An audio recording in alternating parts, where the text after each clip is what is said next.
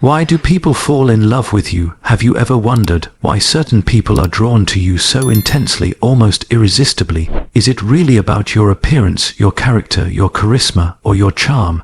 Or could there be something far more hidden moving underneath the surface? Carl Jung, one of the most profound and visionary psychologists of the 20th century, believed that love is never just random. In fact, according to his insights, people fall in love with you for only two profound reasons, and both are rooted in the deepest structures of the human psyche. In this exploration, we will enter into Jung's extraordinary ideas on love projection, the anima and the animus, and why others may feel magnetically pulled toward you, not for who you seem to be on the outside, but for what you awaken in the inner depths of their being.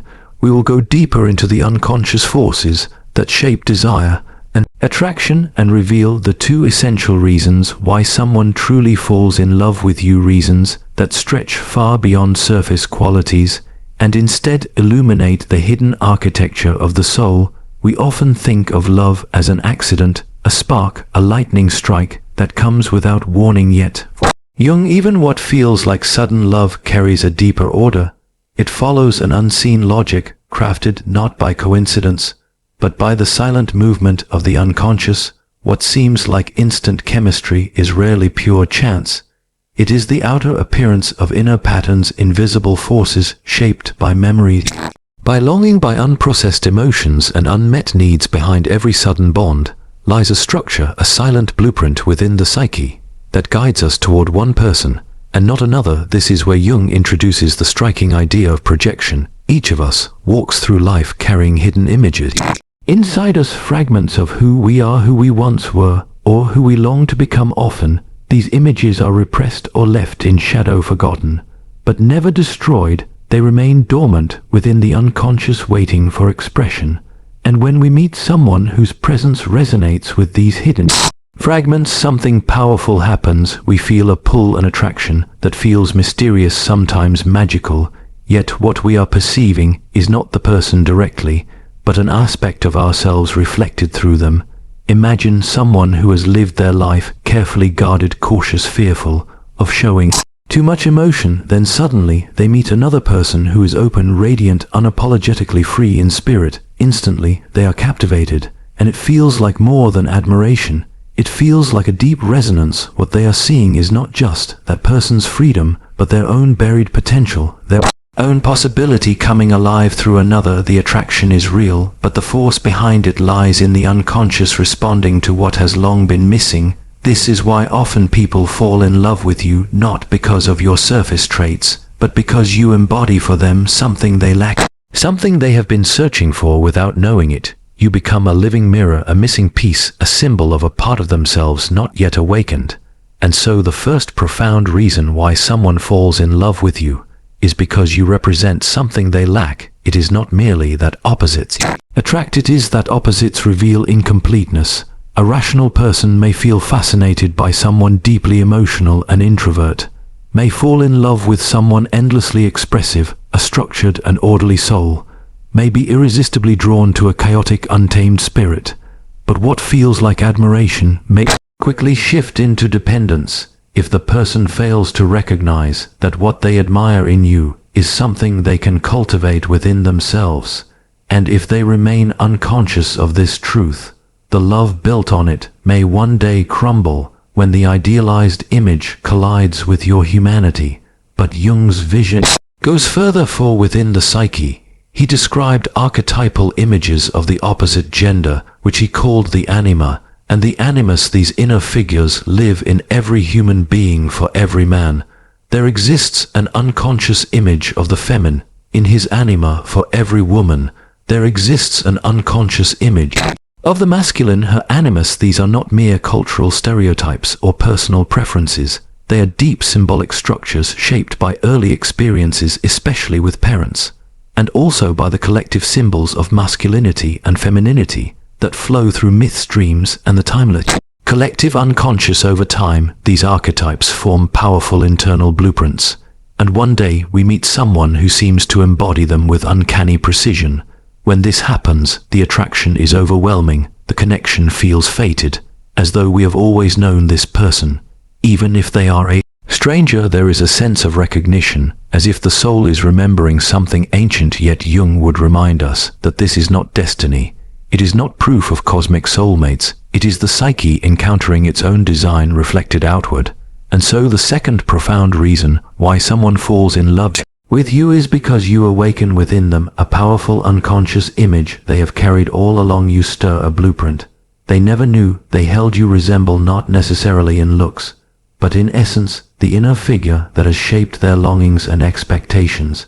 And because of this, the connection feels immediate, irrational, almost divine. But this is also dangerous, for when someone loves the inner image projected onto you, they are not really loving you. They are loving a symbol, a fantasy, a psychological construction placed upon you. And as soon as your true nature appears in full, as soon as your contradictions and imperfections rise to the surface, the illusion begins to fracture. This is why so many loves that begin in fire and euphoria collapse in confusion and chaos.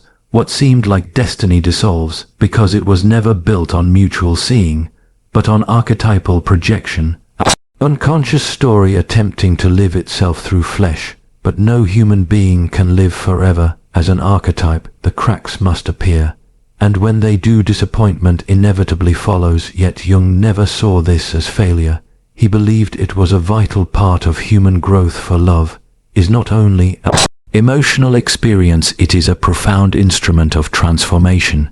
Every person we fall for becomes a mirror, and what we see in them is in truth a message about ourselves. Some awaken our hidden strengths, others bring to light our unhealed wounds. Some stir our creativity, others trigger our insecurity, but all of them serve one purpose: to accelerate the journey of individuation, the lifelong process of becoming whole. When someone falls in love with you, they may believe they are discovering something magical in you, and they are, but the true magic lies in what you awaken within them. You are not simply a person, you become a symbol, a psychological threshold, a turning point.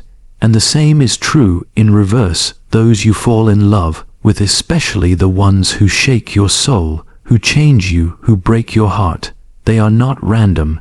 They are carriers of meaning. They are catalysts of transformation. Some arrive to awaken what sleeps inside you. Some appear to teach what you have resisted. Others come to reveal your reflection, distorted or clear depending on your readiness to see.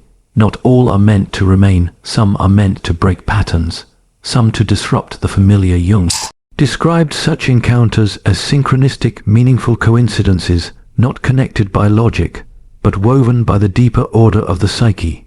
When someone enters your life at the exact moment you are ready to evolve, the meeting itself is a sign that change has already begun.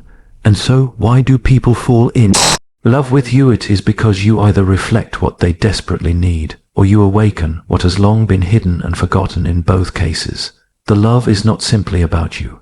It is about the soul striving to grow. And the same is true for you. You fall in love with those who mirror your missing pieces, those who carry the inner figures that live within you, those who unknowingly hold the key to your next unfolding chapter.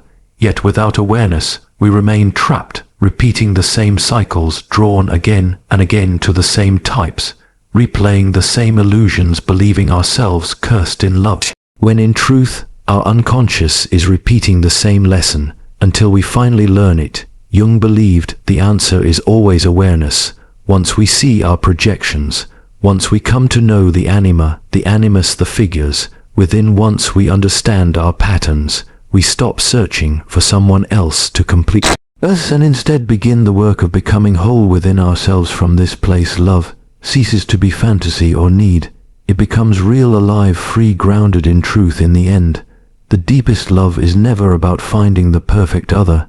It is about awakening the parts of yourself that have been waiting to be recognized. You do not merely fall in love with another, you fall in love with the reflection of your own becoming. Every encounter of the heart is a return journey to the self. So the next time someone falls in love with you, or you feel yourself powerfully drawn to another, pause and ask yourself, what part of the soul is stirring awake within me now? For every love story is not just about two people. It is the psyche's way of guiding us back to our own wholeness.